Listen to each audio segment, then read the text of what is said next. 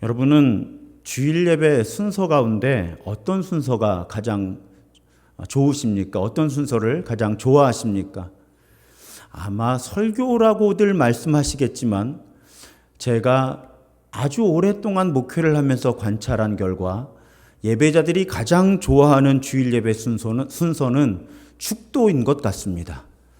축도를 꼭 받아야 주일 예배를 드렸다고 생각하시는 분들도 계시죠. 우리는 보통 주일 예배를 축도로 마칩니다. 축복 기도의 준말이죠. 전통마다 조금씩 차이가 있고 또 교회마다도 조금 차이가 있지만 우리 개신교회 대부분은 고린도 후서의 마지막 절을 토대로 예배자들을 축복합니다. 고린도전서 마지막 절 13장 13절에 보면요. 주 예수 그리스도의 은혜와 하나님의 사랑과 성령의 교통하심이 너희 무리와 함께 있을지어다. 자, 이 말씀이 고린도 후서의 마지막 절인데요. 그래서 예수의 은혜, 하나님의 사랑, 성령의 교통하심 이 세 구절을 가지고 보통 집례자들이 축도를 합니다. 여기서 교통하심이라고 하는 단어는 사실은 번역이 조금 어색하고 요즘에는 사용하지 않는 개념인데 본래 그리스어 단어는 코이노니아예요. 친교, 친밀한 사귐. 영어로는 펠로우십 아니면 커뮤니언이라고 번역을 합니다. 커뮤니언 하면은 하나 되는 거예요. 연합하는 것. 그러니까 성령께서 우리와 하나 되시고 우리와 아주 친밀하게 연합해 계신 그런 상태를 의미하는 단어가 교통하심입니다. 자, 그렇게 축도를 하고 우리는 예배를 마치는 것 같아요. 그런데 사실은 전통적으로 보면 예배 순서 가운데 남은 순서 혹은 남은 순서들이 있습니다. 그 순서가 무엇인가 하면 파송이라고 부르기도 하고 세상을 향해 나아감 그렇게 부르기도 하는 순서예요. 그러니까 우리 주일 예배의 마지막은 하나님께서 우리를 세상으로 파송하신다 하는 의미를 강조할 때는 파송, sending forth라는 단어를 쓰고요. 또 그렇게 파송받은 우리가 세상을 향해 나아간다라는 의미를 강조할 때는 세상을 향해 나아감, going forth라는 단어를 사용을 합니다. 그래서 여러분 아예 축도의 내용에 이런 파송, 세상을 향해 나아간다는 그 개념을 담아서 축도를 하기도 하고요. 여러분 다 잊어버리셨겠지만 제가 처음에 2년 반 전에 우리 신도중앙교회에 와서 당시 팬데믹 전에 주일 오후 예배가 있을 때 오후 예배 축도는 오전 예배 축도하고 조금 다르게 했습니다. 많은 분들이 사실은 적응을 못 하셨어요. 그런데 저는 그때 오후 예배 때 눈을 뜨고 그날 말씀을 근거로 해서 여러분 이제 세상으로 나아가십시오. 세상으로 나아가셔서 이런 삶을 살아가시면서 일상에서 더욱 예수 따라 사십시오. 예수의 증인이 되십시오. 세상 속에서 승리하십시오. 그렇게 눈을 뜨고 여러분들을 축복했어요. 그리고 마지막에 그리스도의 은혜와 하나님의 사랑과 성령의 교통하심이 여러분 모두와 함께 하실 것입니다. 아멘. 이렇게 축도를 했었습니다.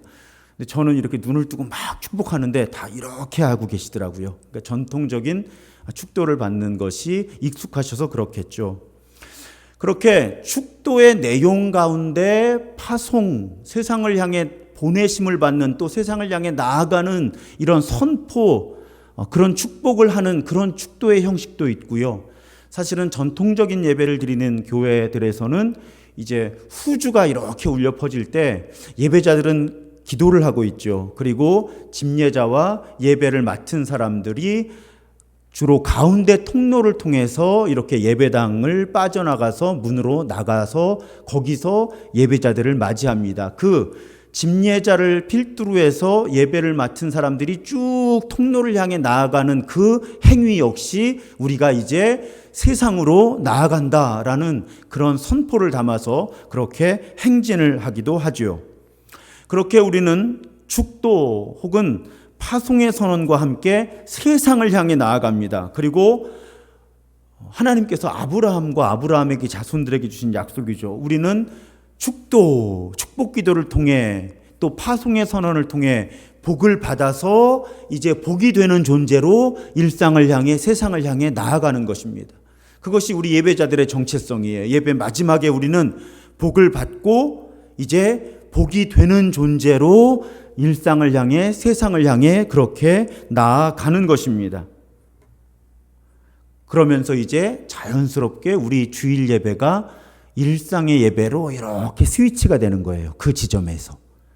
그러니까 축복 기도를 받고 파송의 선언을 받고 우리가 세상을 향해 나아가는 그 지점에서 우리는 복을 받아 복이 되는 존재로 세상을 향해 나아가고 그 순간 우리 주일 예배가 마무리가 되면서 자연스럽게 일상의 예배가 시작되는 것입니다. 아주 의미 있는 지점이죠.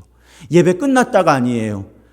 이제 주일 예배를 마치고 우리는 일상이라는 예배를 향해 나아간다 하는 그 전환이 이루어지는 지점이 축도와 파송을 받는 순서라고 우리는 이해할 수 있습니다. 그럴 때 우리가 일상의 예배를 드리기 위해 반드시 기억해야 하는 것은요, 우리는 일터에서 또 가정에서 가사 노동을 통해서 하나님을 예배한다는 거예요. 하나님의 선교에 참여한다는 것입니다. 우리 하나님이 선교하시는 하나님이에요. 하나님의 이름을 세상에 드러내시는 하나님이십니다. 그리고 우리는 일상에서도 그런 하나님을 예배하는 거예요. 그런데 어떻게 예배하느냐? 일터에서 내가 일하는 방식을 통해서 또 가사노동을 하는 방식을 통해서 우리는 일상에서 하나님을 예배하고 하나님의 선교에 참여한다고 하는 것입니다. 특히 우리 개신교회 중세 로마 가톨릭으로부터 종교개혁을 일으킬 때 고백했던 매우 중요한 고백이 직업에는 귀천이 없다. 직업에는 성스러운 직업과 속된 직업이 없다. 우리는 모든 일 가운데 가사노동을 포함한 모든 일들 가운데 하나님을 예배하고 하나님의 선교에 참여한다. 이것이 우리 개신교의 전통의 자랑스러운 고백이에요. 그런데 여기에 문제가 있습니다. 장애물이 있어요. 자, 머리로는 아는데요.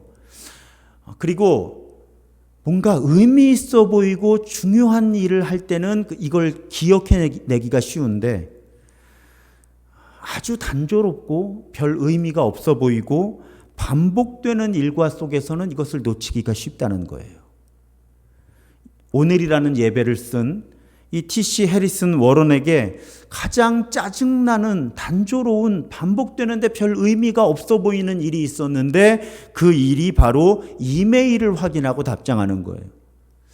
최근에는 여러분 이메일을 그렇게 많이 사용하지 않죠. 문자 메시지나 카카오톡 메시지나 이런 걸 사용합니다.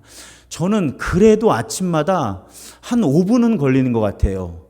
스팸 메일들도 많이 오고요. 그러니까 어쨌든 그래도 또 의미 있는 메일이 있을지도 모르잖아요. 또 교회 메일 하면은 혹시 아주 중요한 정보가 와 있을 수도 있고 어떤 공문이 와 있을 수도 있고 혹은 새가족 등록이 와 있을 수도 있으니까 제 개인 메일 계정과 교회 이메일 계정을 살펴보는 것이 제 아침 일과 가운데 하나예요. 보통 8시 반부터 9시 사이에 그 일을 합니다.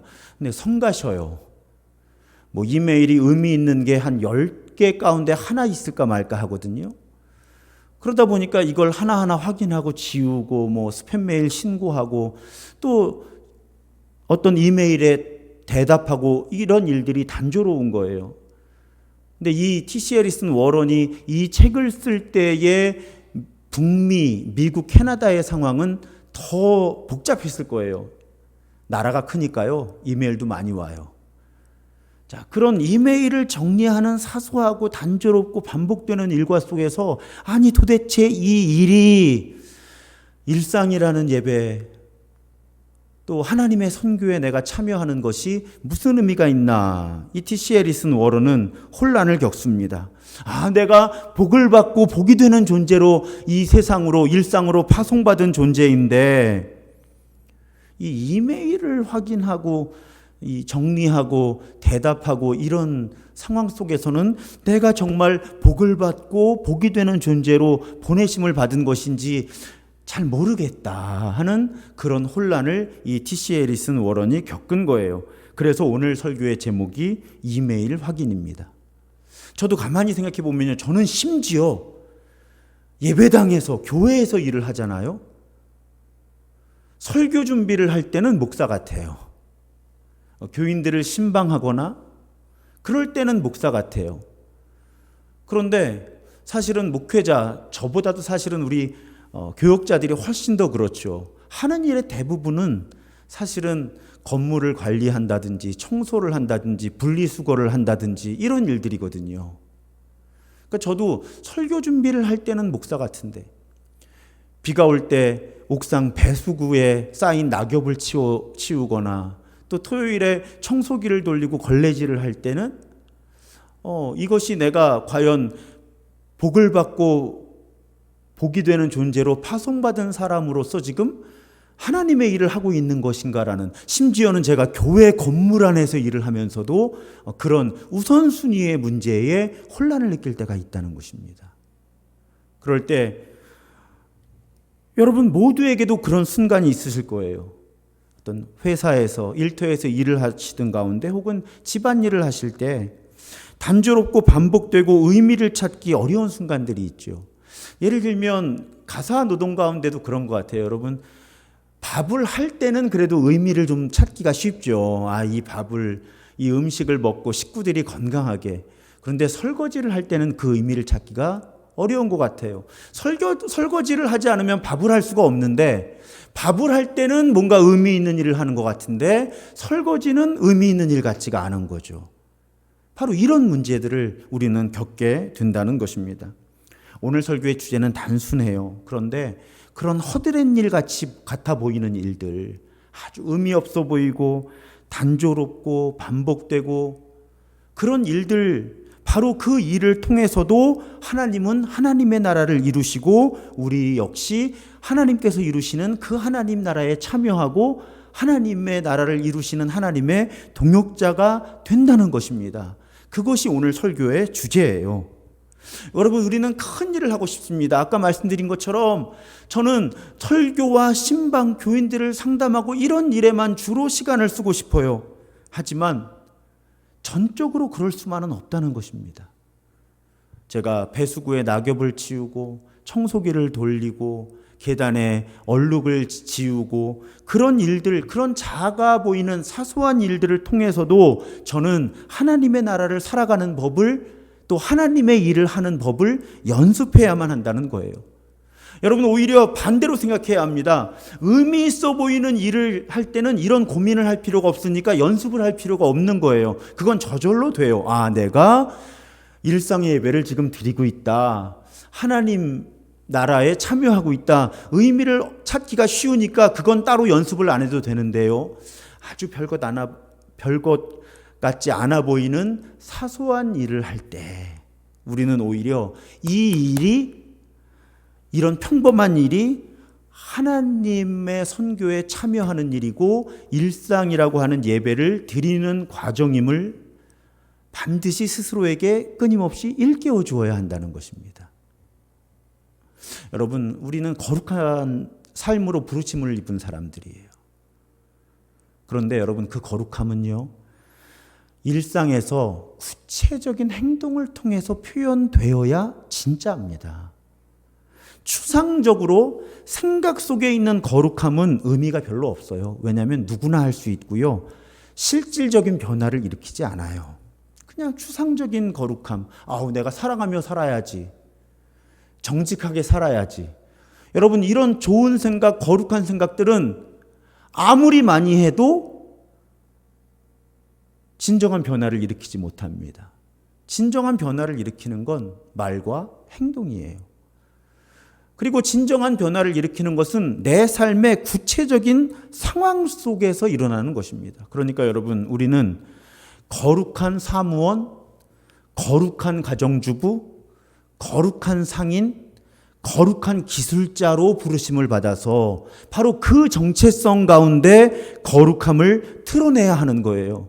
우리는 성도, 집사, 권사, 장로, 전도사, 목사일 때만 거룩함을 드러내는 것이 아니라 기술자로서, 가정주부로서, 장사를 하는 사람으로서, 운전을 하는 사람으로서, 배달을 하는 사람으로서, 청소를 하는 사람으로서 바로 아주 구체적이고 특정한 직업과 아주 구체적이고 특정한 삶의 자리에서 아주 특정한 직업과 특정한 삶의 자리를 통해서 거룩함을 추구하고 거룩함을 연습하고 거룩함을 드러내야 하는 그런 사람들이라는 것입니다.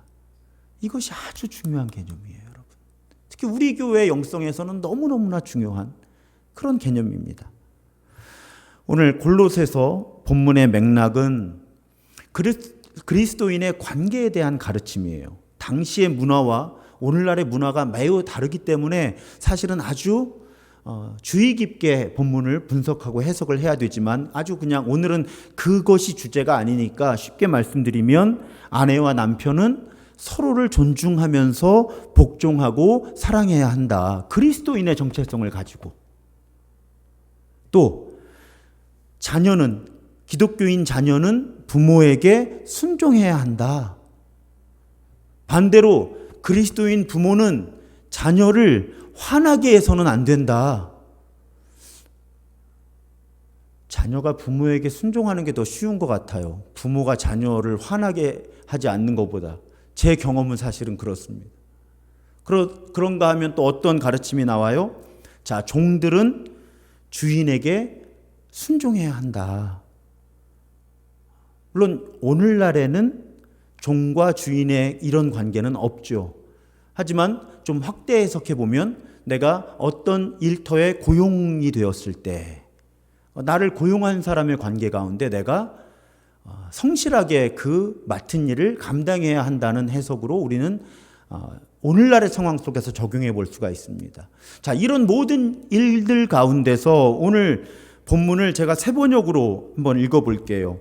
무슨 일을 하든지 사람에게 하듯 하지 말고 주님께 하듯이 진심으로 하십시오. 자, 우리가 어떤 일터에서 어떤 일을 하든지 사람에게 하듯이 하지 말고 주님께 하듯이 진심으로 그 일을 하라는 것입니다.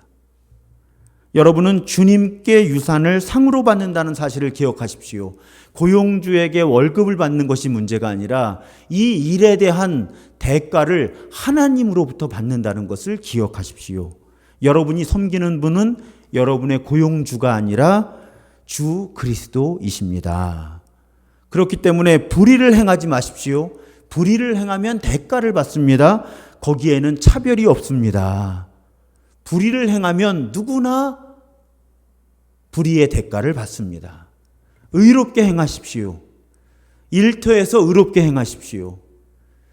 고용주에게 하듯 하지 말고 하나님께 하듯이 의롭게 행하십시오. 이렇게 해석이 가능한 본문이에요. 자, 이 말씀을 보면 우리가 어떻게 우리의 일을 통해서 일상의 예배를 드릴 수 있느냐에 관한 아주 기본적인 원리들을 알려주는 거죠. 첫 번째로는 여러분 우리 일터에서 또 가정에서 가사를 돌볼 때도 예수 믿지 않는 사람들보다 더 높은 수준의 도덕성, 윤리의식을 가져야 한다는 것입니다. 의로워야 된다는 거잖아요. 불의를 행해서는 안 된다는 거예요. 여러분 우리 크리스천들 몇 주 전에 살펴보았죠? 세상의 빛과 소금. 자, 빛과 소금인데 세상의 빛과 소금으로 부르심을 받아서 파송받은 사람들이에요. 그렇기 때문에 우리는 우리의 직업이 무엇이든지 또 가사를 돌보면서도 우리 자신의 삶의 자리에서 의롭게 살아야 한다는 것입니다. 불의를 행해서는 안 된다는 거예요. 비기독교인들보다 높은 수준의 도덕 의식, 윤리 수준을 갖고 실천해야 한다는 것입니다. 여러분 사실 우리 기독교인들 완벽할 수는 없어요. 타협을 할 수밖에 없습니다. 어느 정도는. 하지만 우리는 의식 수준은 높아야 되는 거예요. 적어도. 얼마 전에 제가 이렇게 온라인으로 공부하는 모임이 있는데 대부분이 그리스도인 목회자들이에요. 그런데 이제 일주일에 한 번씩 강의를 듣는데 다음 강의의 주제는 이것입니다. 이런 책의 이 부분을 읽어오십시오 하고 이렇게 공지가 온 거예요. 그 책이 제가 없어요. 물론 책이 있다고 해도 예습을 성실하게 할 여력이 없지만 그래서 제가 이제 도서관에 알아보니까 책이 있어요. 그래서 제가 도서관에다가 요청을 해서 그 책을 빌려왔어요. 그런데 강의가 다가오는 어느 날 그 단톡방에 어떤 분이 그 책을 이렇게 스캔을 해가지고 그 PDF 파일이라고 그러죠. 그러니까 이미지 파일로 올려주신 거예요. 그러니까 다들 너무 고맙습니다, 고맙습니다, 고맙습니다 하는 거예요. 근데 여러분 사실은 저작권법 위반이죠. 어떤 책의 일부를 출판사의 허락이 없이 복사를 하는 행위도 저작권법 위반인데 이것을 나누어 주는 행위는 뭐 말할 것도 없습니다. 제가 그 일을 맡은 분 단톡방에다 문제 제기를 하면 좀 그러니까 그 일을 맡은 목사님께 질의를 했는데 뭐 문제 없다는 식으로 이렇게 넘어가셨어요. 그냥 뭐 제가 거기서 더 문제를 확대하지는 않았습니다. 근데 제 마음은 그랬어요.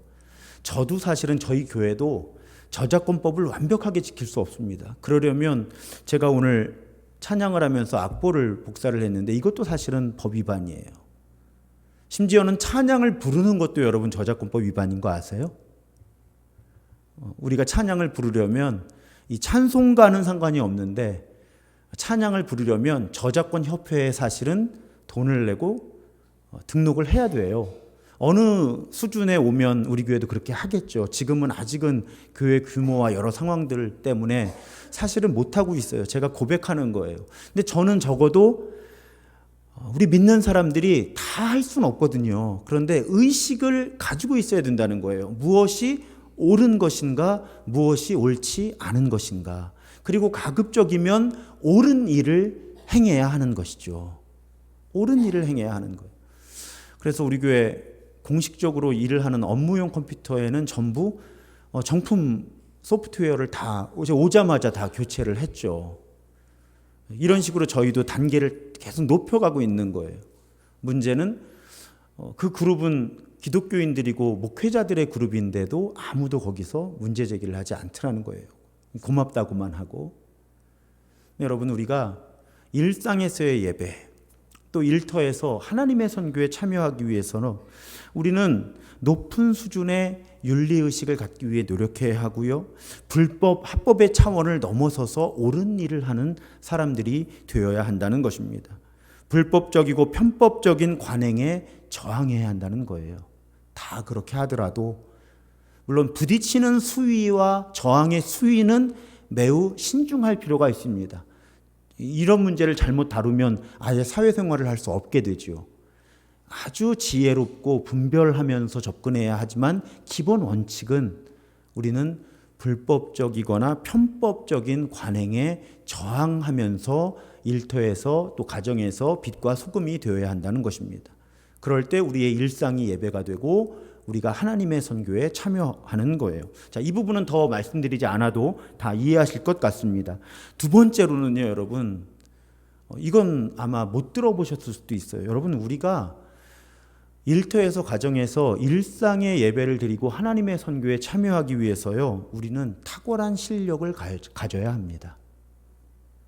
근데 가만히 생각해 보세요. 여러분, 이건 어려운 문제가 아니에요. 여러분, 일터에서 존경하는 분이 맡긴 일 대충 하실 수 있어요? 존경하는 분 아니더라도 내 윗사람이 맡긴 거 우리 열심히 하잖아요. 또 여러분 가정에서 사랑하는 가족들을 위한 일을 할 때 결코 대충 하지 않잖아요. 빨래를 해도 깨끗하게 하려고 노력을 하고 청소를 해도 먼지 없이 하려고 노력하고 음식을 차릴 때는 좋은 재료를 가지고 맛있게 만드느라고 최선을 다하잖아요. 사랑하는 마음으로 어떤 일을 하면 우리는 점점 잘하게 됩니다. 그러니까 일터에서의 일이나 가정에서의 가사 마찬가지예요. 자, 이 일을 우리가 오늘 말씀의 가르침에 따라서 하나님께 하듯이 한다면, 내가 좋아하는 사람들을 위해 해도 그 일을 성실하게 꼼꼼하게 잘해낼 텐데 하나님께 하듯이 그 일을 한다면, 그리고 우리가 어떤 일을 할 때 지금 이 일을 하나님께서 나에게 맡기셔서 지금 내가 이 세상을 향한 하나님의 뜻이 이루어지는 하나님의 선교에 동참하는 과정이라고 의미를 부여하면서 어떤 일을 한다면 그리고 내가 이 일을 통해서 하나님과 이웃을 사랑하며 섬기고 있다는 진정한 고백을 담아서 어떤 일을 한다면 우리는 최선을 다하겠죠. 하면서도 내가 뭔가 부족한 부분이 없나 해서 더 공부를 해서 더 실력을 향상시키고 연습을 더하고 하겠죠. 그렇다면 우리는 결국 어떤 일에 있어서든지 실력이 좋아질 수밖에 없다는 겁니다. 그 일을 정말 죽게 하듯이 한다면 우리 실력은 좋아질 수밖에 없는 거예요. 영국의 작가 도로시 세이어즈라는 분이 교회들을 향해서 이런 권면을 해요. 교회가 총명한 목수를 대하는 걸 보면 보통은 취하도록 술 마시지 말고 여유 시간에 엉뚱한 짓, 망나니 짓 하지 말고 주일마다 주일 성수해라, 꼬박꼬박 예배 나와라, 이렇게 어떤 목수에게 이렇게 해야 당신이 훌륭한 크리스찬이다 가르친다는 거예요. 근데 이렇게 하면 안 된다는 겁니다. 이거 100년 전에 한 말이에요, 이 사람이. 교회가 어떤 사람을 정말 신실한 크리스찬으로 만들려면 교회가 해줘야 할 얘기는 따로 있다는 거예요. 신앙을 쫓아 살려면 무엇보다 당신이 목수니까 테이블을 잘 만들어야 된다. 그게 우선이다라고 가르쳐야 한다는 거예요. 제가 성장을 할 때 한국교회에 이런 가르침이 없었어요. 자, 직업이 뭐든지 이 도로시 세이어스의 말을 같은 틀로 제가 말을 만들면 당신이 크리스찬이면 술, 담배 하지 말아야 돼요.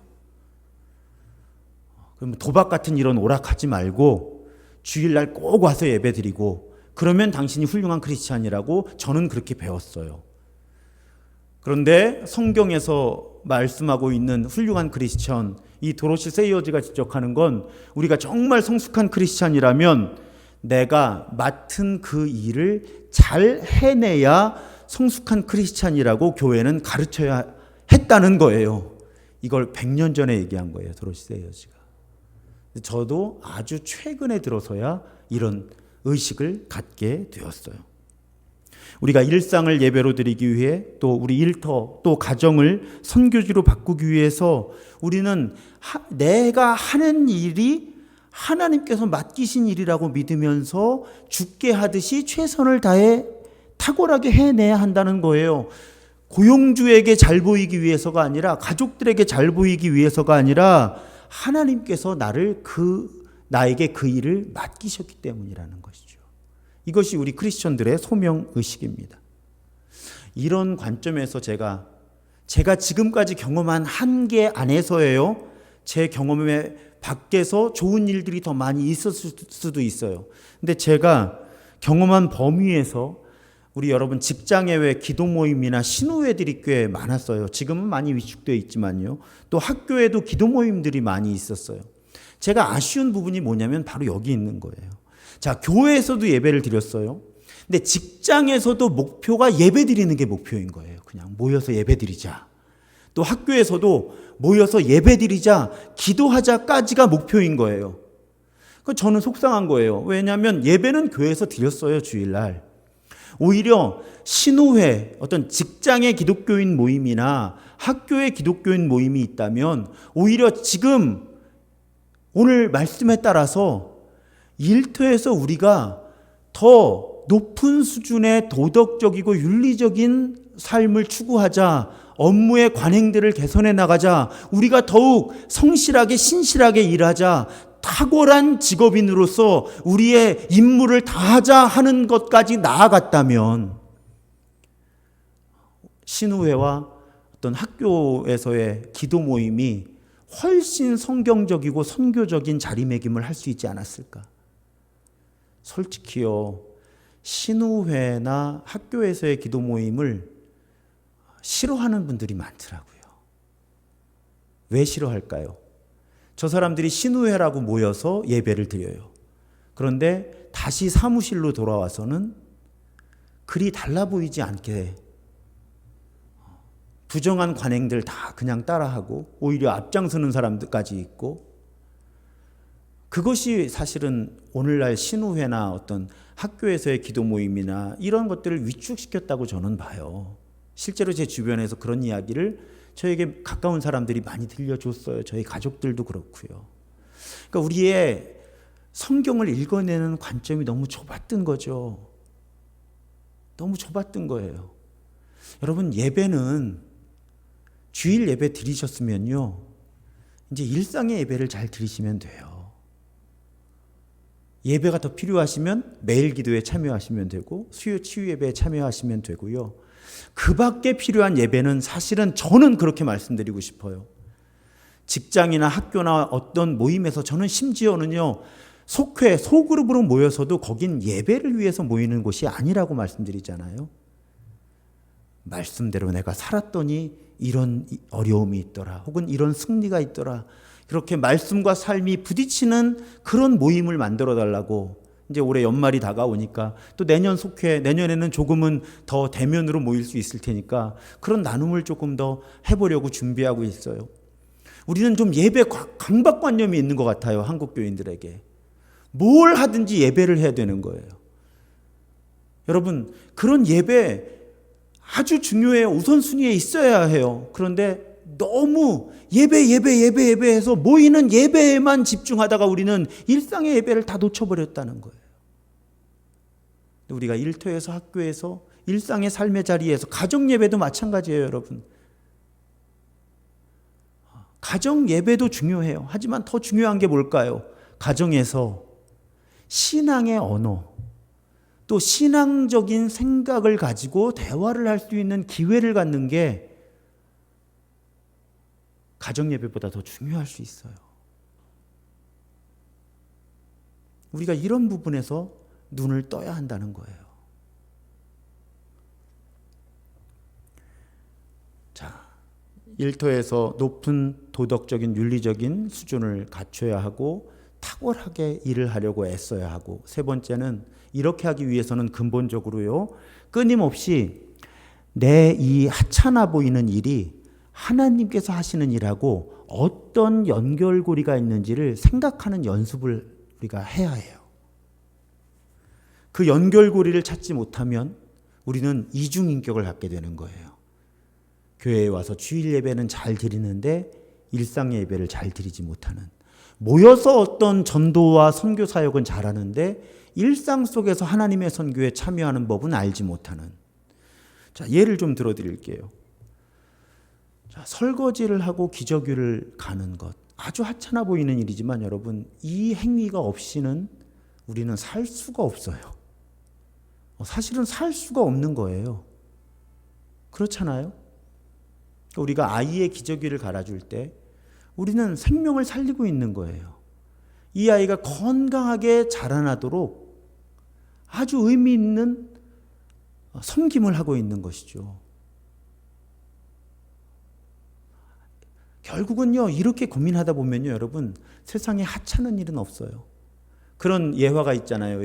예전에 그 중세의 건축을, 성전 건축을, 예배당 건축을 매우 아름답게 하면서 하나님께 영광을 돌리던 그 시대에 어떤 이 돌을 다루는 기술자가 돌을 다루고 있는데, 여러 명의 이 돌을 다루는 기술자들이 돌을 다루는데 어떤 분이 지나가다가 지금 뭘 하고 있습니까? 그랬더니 어떤 기술자는 내 맨날 이 돌 깎고 다듬고 좀 지겨워 죽겠다고 그러면서 돌을 깎고 있었는데, 그 옆에 있는 분에게 가서 뭘 하고 있냐고 물어보니까 나는 하나님의 거룩한 성전을 지으면서 지금 하나님의 이름을 높이고 있다고 그랬다 그러잖아요. 자, 똑같이 돌을 깎는 일이었는데 어떤 사람은 막노동으로 고통스럽게 그 일을 하고, 어떤 사람은 내가 이 일을 통해 하나님의 거룩한 성전을 지으면서 하나님께 영광을 돌리고 하나님의 아름다움을 드러낸다고 생각하면서 망치질을 했다는 거죠. 우리가 일터에서 복사를 하기도 하고 자동차에 기름을 넣기도 하고 그런 허드렛 일을 하지만, 또 가정에서 설거지를 하고 빨래를 하고 아이 기저귀를 갈아주지만, 결국 그 일들이 없이는, 그런 사소한 일들이 없이는 위대한 일들이 이루어지지 않는 거예요. 그러니까 나는 비록 의미 없어 보이는 일처럼 보이지만 사실은 이 일을 통해 엄청난 일들이 이루어지는 데 있어서 아주 필수적이고 의미 있는 중요한 일을 하고 있다라는 그 생각을 할 때 우리는 모든 일을 죽게 하듯 할 수 있는 거죠. 저는 그 연습을 하는 것이 이제 토요일에 우리 교육자들과 이 예배당을 청소할 때예요. 그래서 우리 수도원 영성에서 이 노동이 기도다 이런 얘기 들어보셨죠? 노동과 기도, 일과 기도는 분리될 수 없는 것이었습니다. 그래서 모든 수도사들은 기도하는 시간만큼 공부하도록 요구를 받았고 노동을 하도록 요구를 받아요. 그래서 지금도 수도원 공동체에 이렇게 실습하러 들어가면 기도하는 시간만큼, 예배하는 시간만큼 공부를 하게 하고요, 노동을 하게 합니다. 왜냐하면 이런 것들이 균형을 이루어서 성숙한 크리스천의 삶을 만들어내고요, 일상에서의 예배와 주일 예배의 균형을 이루게 하고요, 우리가 교회로 모여서 하는 선교와 일상 속에서의 하나님 선교의 균형을 이루어가게 하기 때문이에요.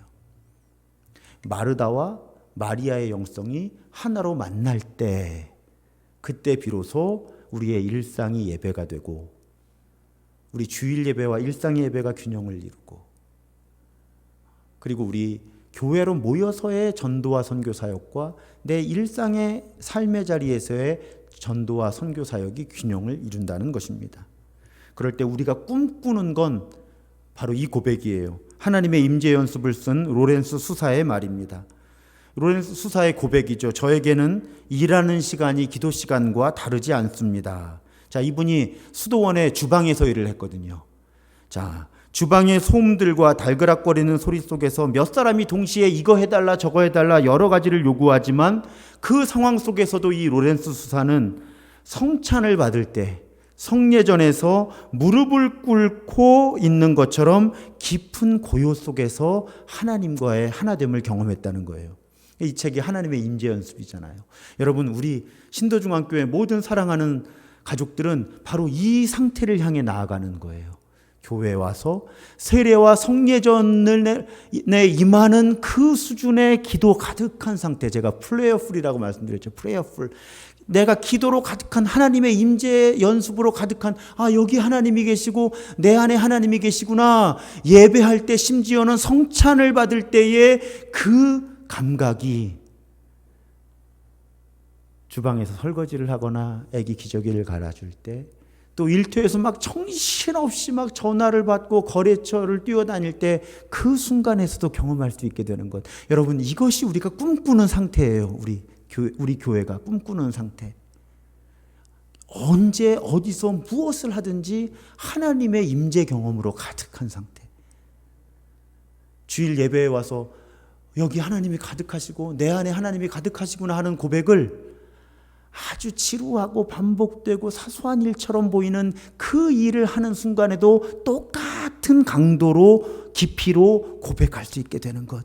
이것이 우리가 꿈꾸는 주일 예배와 일상의 예배가 하나가 되는 순간입니다. 사랑하는 여러분, 내가 지금 해야만 하는 일이 하나님이 하라고 주신 것이고 아무리 사소해 보이는 일이어도요. 또 지금 내 자리가 아무리 보잘것없는 자리 같아도 하나님께서 파송하신 자리라고 고백하면서 그렇게 주일의 예배와 일상의 예배의 균형을 이루어가고 이 두 예배를 하나로 합쳐가고, 그리고 우리 삶의 자리에서 하나님의 선교에 참여하는 그런 성숙함으로 우리 모두가 나아가게 되기를 주님의 이름으로 축복합니다.